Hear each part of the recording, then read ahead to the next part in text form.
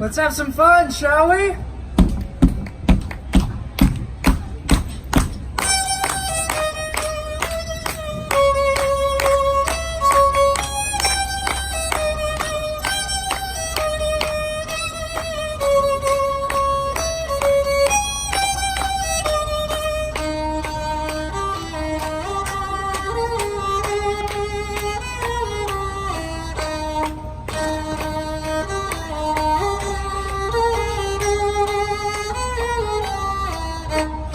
Shalom, everyone! My name is Zachary, and I am thrilled to be here celebrating Hanukkah with all of you here at the Epcot International Festival of the Holidays. I've just come home to Orlando after a few years of studying abroad and meeting people from all over the world. In my travels, I've learned that people in different places and cultures celebrate Hanukkah in their own way. And now I get to share what I've learned with all of you. You know, a lot of people think that Hanukkah is just this very serious and somber holy holiday. But that's not completely true. In fact, Hanukkah is the only Jewish holiday not specifically mentioned in the Torah, our holy book. Hanukkah is a joyful holiday celebrating a victory and a miracle. It all began in 166 BCE when a small band of Jews known as the Maccabees defeated the large and powerful Assyrian army, driving them from Jerusalem and reclaiming their holy temple. After the battle, the Maccabees rededicated the temple and relit the eternal candle, a candle that is required to burn in synagogues at all times. The only problem was they only had enough oil to light the candle for one day. Yet by a miracle, the candle burned bright for 8 days, long enough for a messenger to return with more oil.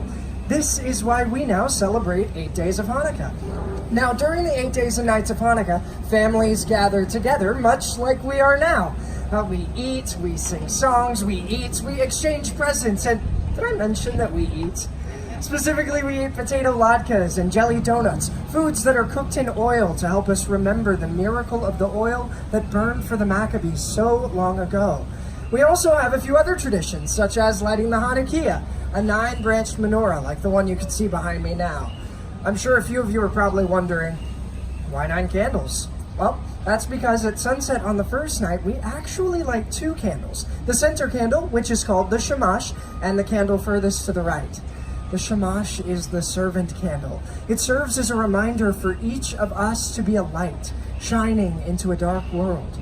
At sunset on the second night of Hanukkah, we light the shamash and the next 2 candles, and so on and so forth until the 8th night, when all of the candles are lit and burning bright.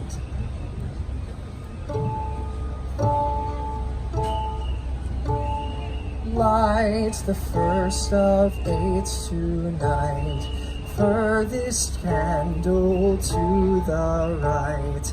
Light the first and second too, when tomorrow's day is through. Then light 3 and then light 4. Every dusk light 1 candle more, till all 8 burn bright and high, honoring a day gone by. Now, in my family, like so many other families around the world, our tradition was to exchange gifts immediately after lighting the candles. My parents would always give us kids the biggest presents on the first and the last nights. The nights in between were for, I guess you could say, smaller presents, school supplies, clothes, an extra fancy pair of socks. I'd always have to hide my disappointment on the sock nights. But we would also get some of the Hanukkah staples, chocolate coins called gelt. Oh, and of course, dreidels. Now, a dreidel, for those of you who don't know, is a 4-sided spinning top. On each side is a Hebrew letter: Nun, Gimel, Hey, and Shin. My brothers and sisters and I would each put some of our Hanukkah gelt into a pot, and then, one at a time, we'd spin the dreidel. Now, if the dreidel lands on Nun, you'd get none. If it lands on Shin, it's actually even worse. You have to add another of your chocolate coins to the pot. But if it lands on Hay, you get half the chocolate in the pot. And if you're lucky enough for it to land on Gimel, you get all the chocolate in the world! I'm just kidding. You don't get all the chocolate in the world. That'd be way too much chocolate. You get all the chocolate in the pot, which is still way too much chocolate. While we would play, we would sing the classic dreidel song. I'm sure a few of you know the classic dreidel song, am I right? Yeah? Well, I would love to sing some of it for you, but I think I'm gonna need some help. Is there anybody here who can help me sing the classic dreidel song? Anybody? That's totally okay if you don't know the words. You can still help me out. That's all right. But in that case, I'm still going to ask everybody to help me out, okay? So what we're going to do is I'm actually going to sing most of the words of the dreidel song. And then when it's time for all of you to say the word dreidel, good guess. I'm going to lift this dreidel I've got up in my hands into the air, and that's going to be your cue. Can we try that real quick? Dreidel. There we go. One more time. Dreidel. All right. You all ready to sing? Fantastic. I have a little dreidel. I made it out of clay, and when it's dry and ready, then dreidel. I will play. Oh, dreidel, dreidel, dreidel. I made it out of clay, and when it's dry and ready, then dreidel. I will play. Everybody give yourselves a hand. Thank you so much. Now, I have to admit, we didn't sing the classic dreidel song quite like that when I was a kid. But I have always loved my family's Hanukkah traditions so much. That's why I was thrilled to be able to get out into the world and see how people in different places and cultures celebrate Hanukkah.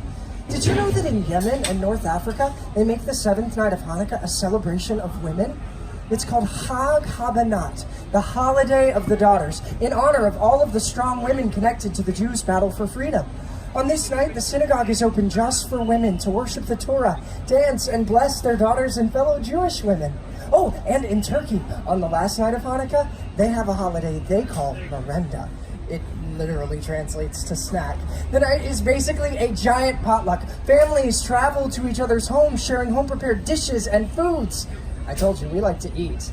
On this day, children collect flour from their neighbors, chanting and singing, "Give us flour, so that God will give you life." Oh, and speaking of music and songs, in Argentina, many Jews actually speak in a Judeo-Spanish language called Ladino. And there's an old Ladino song sung by Argentinians to celebrate Hanukkah called Ocho Candelicas. It literally translates to 8 little candles.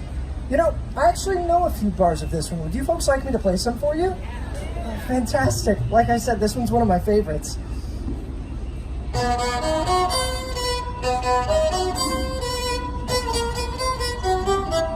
Oh, one little candle, 2 little candles, 3 little candles, 4 little candles, 5 little candles, 6 little candles, 7 little candles, 8 candles for me. Isn't that such a fun song? And there are so many wonderful Hanukkah songs and traditions out there in this great big world. Yet it seems that no matter where you are, Hanukkah is about remembering the miracle, remembering to be a light, and celebrating with food, fun, and most importantly, family. Now, before I leave you, I'd like to share one more song with all of you. I'm sure that some of you know this one, but for those of you who don't, it's called Oh Hanukkah.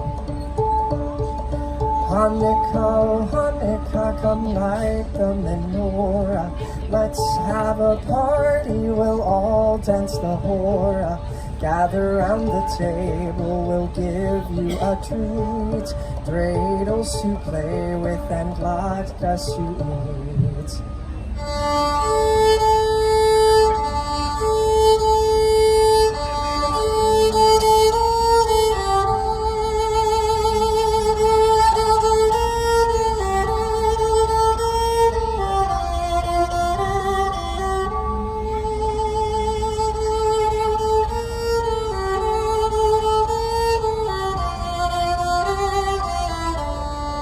Clap along with me.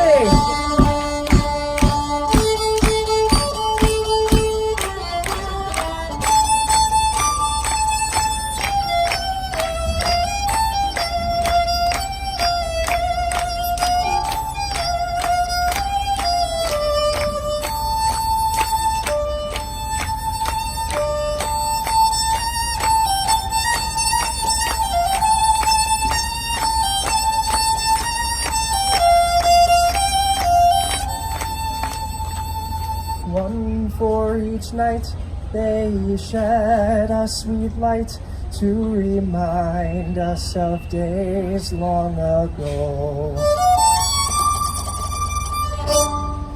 Thank you! Chag Sameach! Happy Hanukkah, everyone! Please enjoy the rest of your day here at the Epcot International Festival of the Holidays.